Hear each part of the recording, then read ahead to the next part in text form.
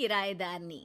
एक काम करना नहीं आता तुम्हें? सारे घर में धूल हो रही है, कभी सफाई भी कर लिया करो।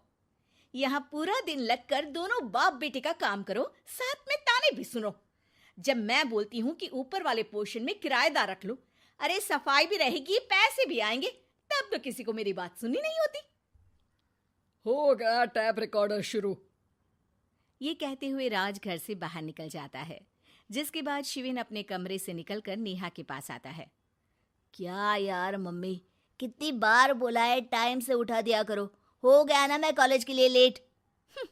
दुनिया की सारे गधे घोड़े बेच कर तो तू सोता है, पता भी चलता है तुझे कि मैं कितनी बार उठाने आती हूँ। बस दोनों बाप बेटों को घर से निकलते हुए लेट होने की फिक्र है, वापस आते हुए कितना भी लेट हो जाए कोई फिक्र नहीं। ओहो मम्मी, ओवर एक्टिंग मत किया करो। माँ की बातें अब ओवर एक्टिंग ही तो लगेगी ना, मेरी तो कोई फीलिंग्स ही नहीं है। क्या करूं, मर जाऊं क्या मैं? ओफो मम्मी, जा रहा हूं मैं, बाय। शिविन चला जाता है और नेहा बेचारी किलस्ती अपने घर के कामों में लग जाती है। इसी तरह चलती है नेहा की जिंदगी, जिसमें उसके ज्यादा बोलने वाली आदत की वजह से उसका पति और बेटा उसकी फीलिंग्स की कदर किए बिना हमेशा उससे दूर भागते रहते हैं। पूरा दिन घर में अकेले रहो और जब पति या बेटे से बात करने जाओ तो उनके नखरे अलग। अब मुझे ही कोई अच्छा किराएदार ढूंढना पड़ेगा।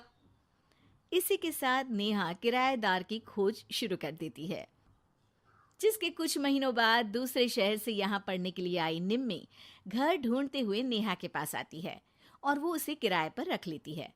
अगली सुबह हमेशा की तरह राज और शिविन अपनी जल्दी में होते हैं कि निम्मी वहां आ जाती है। दीदी, थोड़ी चीनी मिलेगी, वो कल ना राशन लाने का समय ही नहीं मिला। निम्मी को देखते ही दोनों बाप बेटे की जल्दी वहीं खत्म हो जाती है और वो निम्मी को इम्प्रेस करने की रेस में भागने लगते हैं। अरे मम्मी को क्यों परेशान करना, मैं हूं ना। अरे तूने आज तक अभी किचन की शक्ल भी देखी है? रुको, मैं लेकर आता हूँ। चीनी का डिब्बा कौन सा है और कहाँ रखा है वो तो पता नहीं है दोनों को, फिर चीनी के अपने मुंह से निकलने जा रहे हो किचन में। अरे मैं तो बस तुम्हारी मदद करने के लिए बोल रहा था। है क्या मदद? और वो भी तुम करोगे? सच में? अरे कोई तो सच बताओ, सुबह सुबह दोनों बाप बेटे कोई सूखा नशा करके तो नहीं आ गए ना? अरे कैसी बेकार की बातें करती हो मम्मी। अरे जब कौवा अचानक हंस की चाल चलने लगेगा तो शक होना तो लाजमी है ना। घर का ऐसा माहौल देख निम्मी वहां से जाने ही लगती है कि राज उसे रोक लेता है। अरे आपने चीनी तो ली ही नहीं?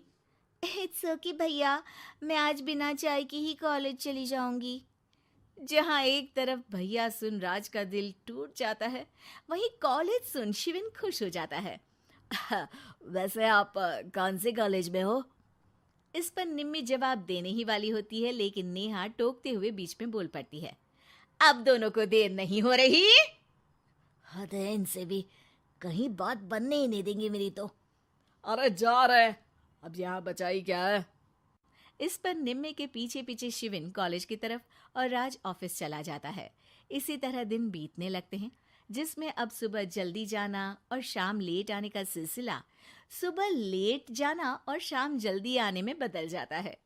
एक शाम वो दोनों समय से पहले ही घर वापस आ जाते हैं, जिन्हें देख नेहा हैरान रह जाती है। हाय मेरे रब्बा, अरे पहले घर जल्दी आना शुरू कर दिया और आज तो उससे भी जल्दी। कहीं मैं कोई सपना तो नहीं देख रही? मतलब अब क्या हम अपने घर भी जल्दी वापस नहीं आ सकते? अरे घर तो कितने सालों से तुम्हारा ही है, पर लगता है कि अपना ही है, इस बात का एहसास अब हुआ है। वो सब ठीक है मम्मी, निम्मी कहाँ है? जरा उसे बर्थडे विश तो कर दूं। अरे वाह रे, आज तक तो अपनी माँ का बर्थडे तुझे याद नहीं रहा, उसका बहुत याद है। वो तो मुझे पापा ने याद दिलाया है। हैं? अरे क्या बोल रहे हो तुम, झूठे? नहीं बेबी, देखो मुझे तो तुम्हारा बर्थडे भी याद नहीं रहता, तो उसका कहाँ से याद रहेगा मुझे? तौबा, मैंने तो किराएदार रखकर अपनी ही पैर पर कुल्हाड़ी मार ली। बेटा तो बेटा, यहाँ तो बाप भी किसी से कम नहीं है। इतनी देर में निम्मी भी घर वापस आ जाती है, जिसे देखते ही शिविन हैप्पी बर्थडे गीत गाता हुआ उसके पास चला जाता है। हैप्पी बर्थडे निम्मी। बताओ आज क्या चाहिए तुम्हें? हाँ हाँ, मांग लो ना इसकी जान। अरे नहीं नहीं, मुझे कुछ नहीं चाहिए, बल्कि मैं तो आज आप लोगों को कुछ देने आई हूँ। क्या क्या देने आई हो? निम्मी अपनी बैग में से मिठाई का डिब्बा और शादी का कार्ड निकालती है। ये मेरी शादी का कार्ड और मिठाई। आप सबको मेरी शादी में जरूर आना है और इसी खुशी में मिठाई खाइए। निम्मी की बात सुनकर जहां शिविन और राज शॉक में आ जाते हैं, वहीं नेहा हंसने लगती है। दिल की अरमां आंसुओं में बह गए। नेहा की बात से कंफ्यूज्ड निम्मी उससे इसकी वजह पूछती है, जिस पर नेहा अपने पति और बेटे की सारी करामातें उसे बताती है। आई कांट बिलीव, आपको मैंने भैया बोला, और शिविन तुम्हें तो मैं हमेशा छोटे भाई की तरह समझती हूँ, लेकिन कहते हैं ना, man will be always man. लेकिन आज से ये विमेन सेम नहीं रहेगी इनके लिए। फिर क्या, बाप बेटे आगे आगे और नेहा झाड़ू लेकर उनके पीछे पीछे।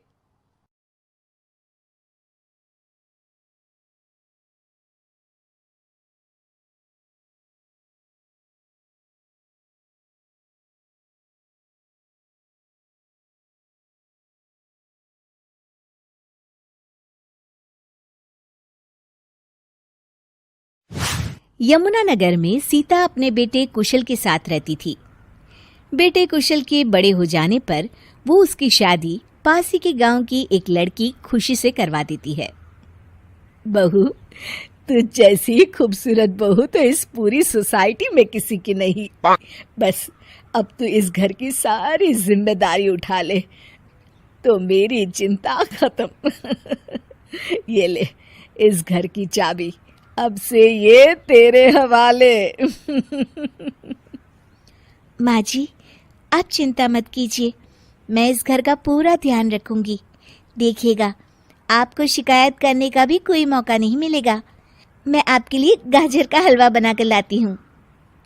शादी के कुछ ही दिन बाद खुशी के तेवर बदलने लगते हैं।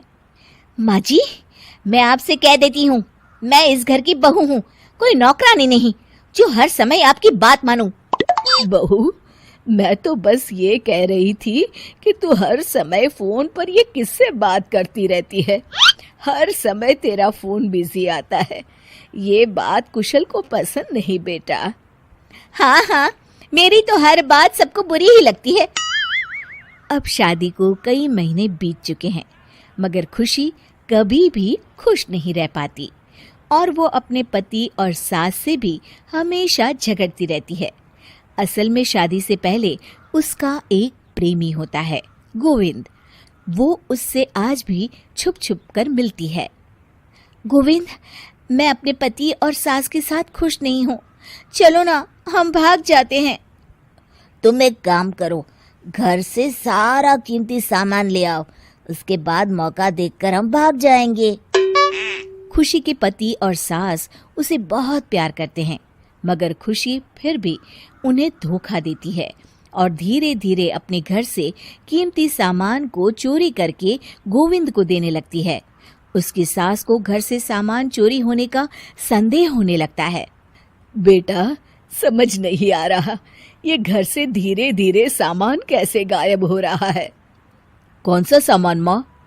अरे वो चांदी के बर्तन जो मैंने बनवाए थे वो दिख नहीं रहे।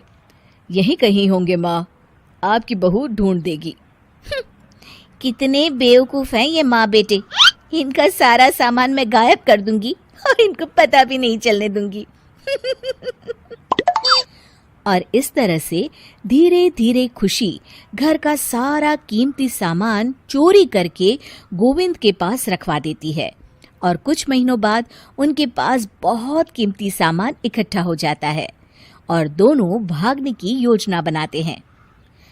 खुशी, आज रात को आधी रात होते ही तुम अपने घर से भाग कर आ जाना। मैं गांव के पुराने बस स्टैंड पर तुम्हारा इंतजार करूंगा। ठीक है। खुशी अपने कपड़े और गहनों की पोटली बांधकर पुराने बस अड्डे पर पहुंच जाती है और देखती है कि वहां तो कोई भी नहीं है। खुशी कुछ घंटे वहीं खड़ी रहती है और फिर गोविंद के कमरे पर जाती है। वहां पर भी बड़ा सा ताला लगा होता है। हे भगवान, कहीं गोविंद मुझे धोखा देकर भाग तो नहीं गया। अब मैं क्या करूंगी? खुशी फूट फूट के रो रही होती है। तभी पीछे से उसका पति सारे गहनों की पोटली लेकर आ जाता है। आप यहाँ? हाँ, मैंने गोविंद को गांव छोड़ने से पहले पकड़ लिया था और ये सारे गहने भी उससे ले लिए। आपको सब पता था कि मैं आपको और माँ जी को धोखा दे रही थी। हाँ, मगर मुझे ये भी पता था कि गोविंद अच्छा इंसान नहीं है। अगर मैं तुमको समझाता तो तुम कभी नहीं समझ पाती। इसलिए मैं चाहता था कि तुम्हारी आंखें खुद खुले। मुझे माफ कर दीजिए। कोई बात नहीं खुशी, मगर हमेशा ये याद रखना कि तुम्हारे अपने कभी भी तुम्हें धोखा नहीं देंगे। माँ और मैं तुम्हें बहुत प्यार करते हैं और हम दोनों चाहते हैं कि खुशी खुशी खुशी हमारे घर रहे, क्योंकि तुम ही तो हमारी खुशी हो। हाँ, मैं आज के बाद आपको और माँ जी को कभी निराश नहीं करूंगी।